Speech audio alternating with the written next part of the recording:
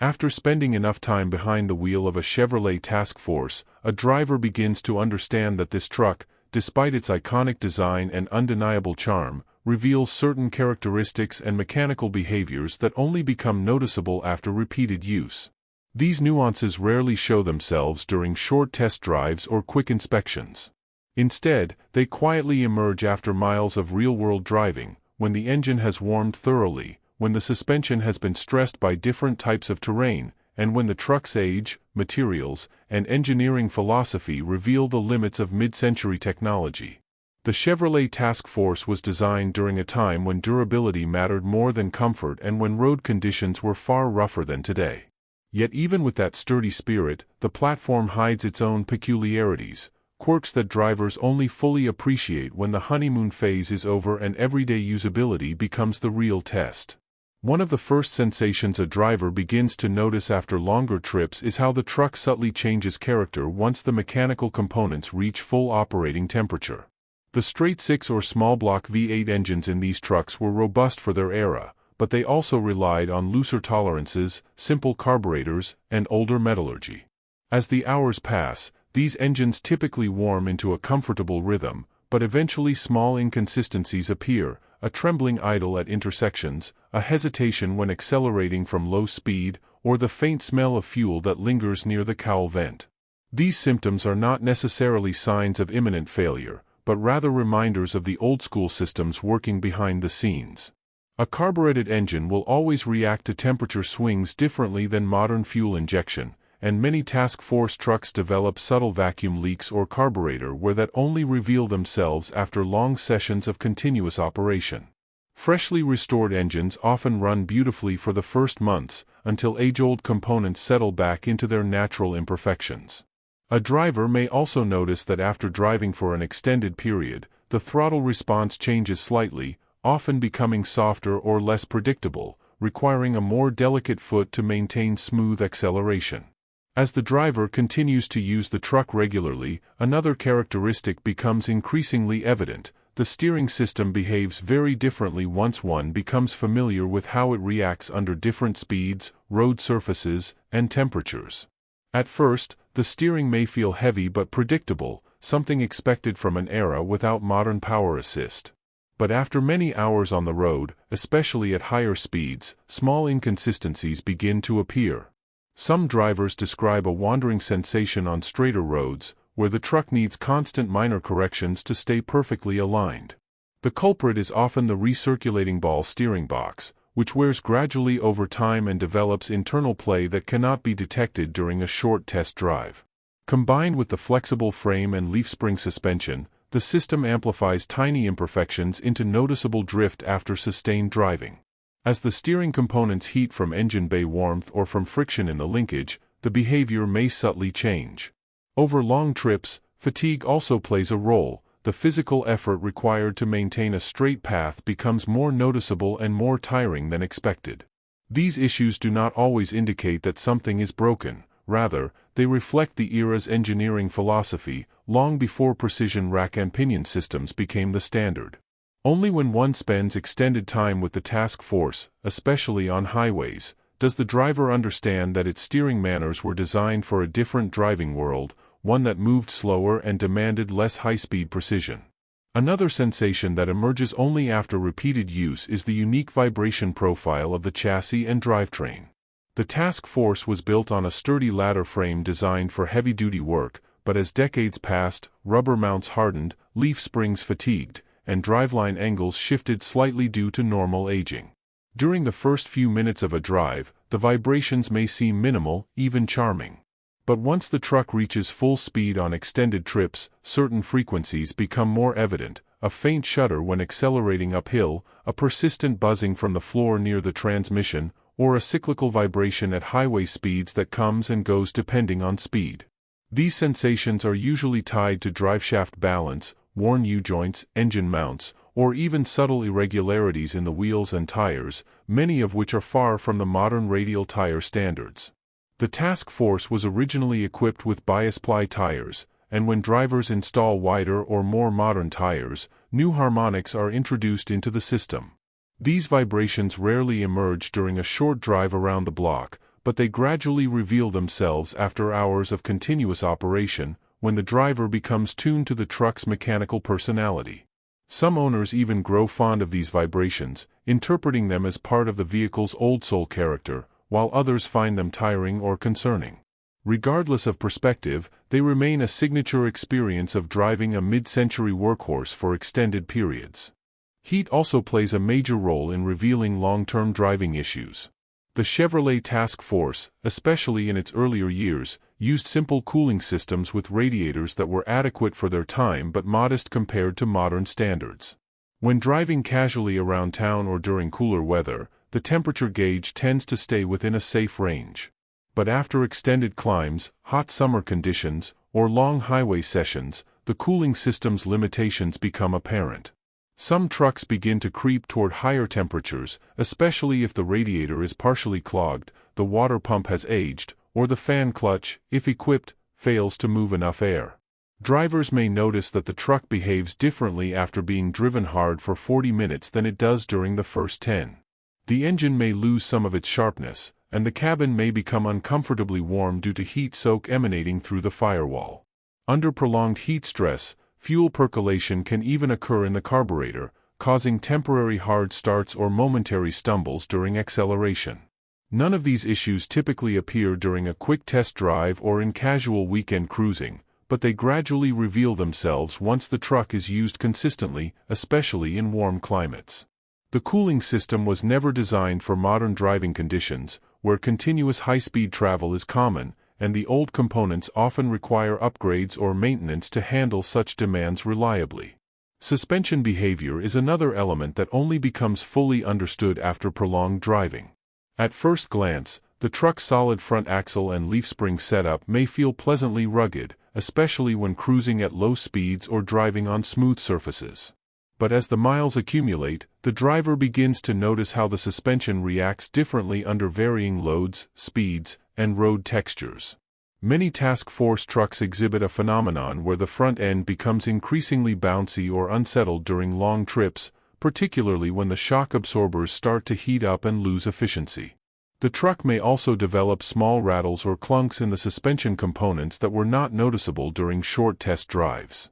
These can come from worn leaf spring bushings, aging shackles, or even the frame flexing slightly during turns. On rougher roads, the solid front axle transmits more feedback into the steering wheel than modern drivers may expect, and this feedback becomes more noticeable as the driver grows fatigued. After long periods on uneven roads, some drivers describe a sensation of floating or porpoising, where the truck oscillates slightly even on flat surfaces until it settles again. This behavior is subtle and often goes undetected during quick drives, but it becomes unmistakable once the truck is used regularly or driven over long distances. Interior comfort, or the lack of it, also emerges as a long-term realization rather than an immediate one. The simple bench seat, while visually charming, often reveals its ergonomic shortcomings after extended use. At first, it may feel firm but nostalgic, the kind of seat associated with simpler times. But after an hour or two, drivers begin to feel pressure points in their lower back, shoulders, or hips. The lack of contouring, lumbar support, and modern cushioning becomes more noticeable. Road vibrations and engine heat creeping into the cabin gradually intensify the feeling of fatigue.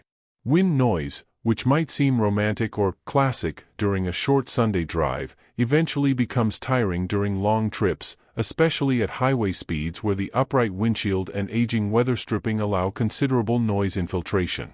The cabin ventilation, too, shows its limitations during extended drives, as the simple vent windows and cowl vent struggle to keep the interior comfortable on hot days. These traits do not necessarily detract from the truck's charm, but they remind the driver that mid-century cabins were designed for utility, not comfort, and extended driving exposes these differences clearly. Braking performance also reveals deeper details only after prolonged use. The drum brakes on the Task Force can feel adequate during short drives, especially at low speeds. But after repeated braking cycles during long trips, they may begin to fade due to heat buildup. This fading often surprises new drivers, especially those accustomed to modern disc brakes. The pedal may feel softer, the stopping distance may increase, or the truck may pull slightly to one side if one drum overheats more than the others. Drivers only fully understand the limitations of these brakes after multiple downhill descents or extended city driving with frequent stops. Likewise, the manual brake system requires more physical effort, and fatigue becomes a noticeable factor during longer sessions behind the wheel. Gradually, the driver becomes more strategic, anticipating stops earlier and giving more distance to vehicles ahead. Again, these behaviors are rarely noticed during brief test drives, but they become part of the truck's everyday personality after hours of continuous use. Even the soundscape of the task force evolves as the driver spends more time with it. Initially, the engine note, mechanical clatter, and exhaust tone may feel exciting or nostalgic. But after longer drives, smaller auditory details become clearer: a faint metallic tapping from a lifter that only appears at operating temperature, a rhythmic squeak from the suspension, a whistle from the door seal at highway speeds, or the unique resonance of the exhaust system when the engine climbs to certain RPM ranges. These sounds do not necessarily indicate serious problems. Many are simply signs of a truck built with older technologies and decades of wear. Drivers gradually learn to differentiate between normal classic truck sounds and those worth investigating. The truck almost becomes an instrument, producing a familiar repertoire of mechanical music that evolves over time. Long-term driving also reveals how the transmission behaves under real-world conditions. Whether equipped with the classic 3-on-the-tree manual or one of the early automatic options, the transmission tends to show its true nature only after sustained use. Some manuals develop a notchy feeling when warm, especially when shifting into second gear, while others may grind slightly if the synchros are worn. The clutch, too, can reveal inconsistencies after long drives, such as chatter when starting from a stop or a changing engagement point as the components heat up. Automatic versions, depending on condition, may exhibit delayed shifts, inconsistent kickdown responses, or small flares between gears once the transmission fluid has reached high temperatures. These traits teach the driver to adapt their technique, double clutching when necessary, easing into certain gears, or anticipating shift points. None of this is obvious during short, cold drives, but everything becomes clear on extended journeys. Finally, living with a task force over long drives teaches one overarching lesson: this truck was built for an era that valued rugged simplicity, not precision refinement. The longer one drives it, the more the small details come together to form a cohesive portrait of its true character: sturdy but imperfect, charming yet demanding, capable yet honest about its mechanical nature.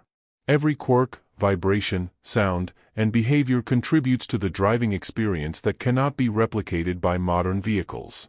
These characteristics do not simply reveal defects, they reveal personality. And for many owners, the deeper they explore these imperfections, the more connected they feel to the machine itself. As more time is spent with the Chevrolet task force on different types of roads and under various driving conditions, the driver begins to understand that many of its traits are cumulative experiences rather than immediate impressions. Each hour behind the wheel adds new layers to the understanding of how the truck behaves, not just mechanically, but emotionally as well. It becomes clear that these trucks were never meant to be silent, weightless machines that isolate the driver from the environment. Instead, they are physical, responsive, and at times demanding. These qualities do not always show up during short drives but become unmistakable when the truck is driven long enough for the materials, the mechanical systems, and the driver's own senses to settle into a rhythm. The deeper one goes into long-term use, the more apparent the subtle weaknesses become, revealing what many owners call the hidden defects that only experienced drivers notice. One of these subtleties appears in the form of gradual gear train noise that intensifies as the miles accumulate. During the first few minutes of driving, the transmission and differential may seem relatively quiet, their thick gear oil still cool and dense. But as the trip continues and the lubricant warms, the internal components reveal small inconsistencies.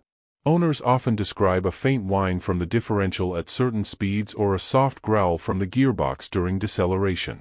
These noises tend to grow only after extended driving sessions, when heat expansion changes the spacing between gears or bearings enough to become audible.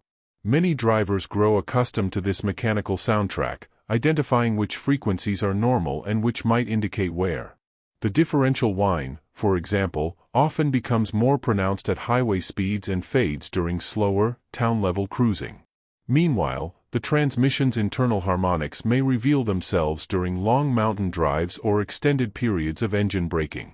These sounds rarely appear during short, casual drives and therefore remain unnoticed by inexperienced owners, but become familiar companions during extended trips. The braking system, too, continues to reveal new tendencies as the driver becomes more familiar with the truck. After prolonged use, especially on roads that require frequent braking, the pedal feel changes subtly. The manual drum brakes, originally designed for lower speeds and lighter traffic, tend to heat up during long drives.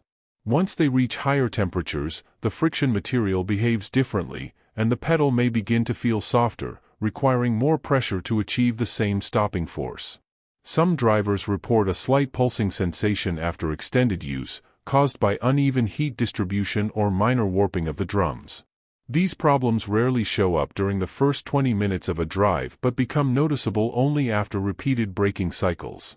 Downhill driving makes the issue even more pronounced, as the drums retain heat and the truck requires more distance to slow down safely. The driver eventually learns to adjust their braking habits, leaving more room between vehicles, downshifting earlier, and anticipating stops more carefully. These adaptations become instinctive over time and highlight how different the task force is from modern vehicles equipped with power-assisted discs. What seems like a functional brake system on a short test drive transforms into a more delicate component on longer trips. Another element that only becomes clear after prolonged use is how the cabin environment changes with extended exposure to road and engine conditions. During short drives, the classic interior may feel comfortable and nostalgic, with its steel dash, upright windshield, and wide bench seat. But as the hours go by, the simple ergonomics of the cabin begin to impose themselves. The lack of insulation becomes more obvious, allowing engine heat to seep into the floor and firewall, gradually raising the interior temperature. On hot days, the cabin can feel significantly warmer after an hour of driving than it did at the beginning. Wind noise, which is charming at first, becomes increasingly noticeable at higher speeds, especially as the driver becomes more sensitive to the constant rush of air around the door frames and vent windows. The upright glass amplifies this noise, and aging weather stripping often fails to seal perfectly. Over long distances, these factors contribute to driver fatigue in ways that short city drives fail to expose. Even the seat cushioning reveals its true nature only after extended time. While firm and supportive at first, it slowly becomes uncomfortable, pressing into the lower back or thighs. The design simply wasn't meant for long-haul comfort by modern standards, and the driver gradually becomes aware of this as each hour passes. Fuel delivery is another area where long-term driving reveals hidden quirks. Many task force trucks still run their original-style mechanical fuel pumps, gravity-fed systems, or early carburetor designs. These systems are susceptible to fuel heat soak after extended driving. When the engine bay becomes hot enough, the fuel inside the carburetor bowl can begin to evaporate or boil slightly, causing temporarily rough idle, stumbling upon acceleration, or even difficulty restarting after shutting off the engine. These problems typically do not appear during quick drives around town, where the engine doesn't stay hot for long enough. But after driving for an hour or more, especially during warm weather, the symptoms become more pronounced. The driver may notice a rhythmic sputter at idle, or the engine may respond sluggishly to throttle input. After shutting off the truck to refuel or rest, it may crank longer than usual before restarting. These are not necessarily major defects, but they are characteristic of older fuel systems operating under modern conditions. Drivers often learn to mitigate these issues by adjusting carburetor settings, adding heat shields, or using modern fuel with stabilizing additives.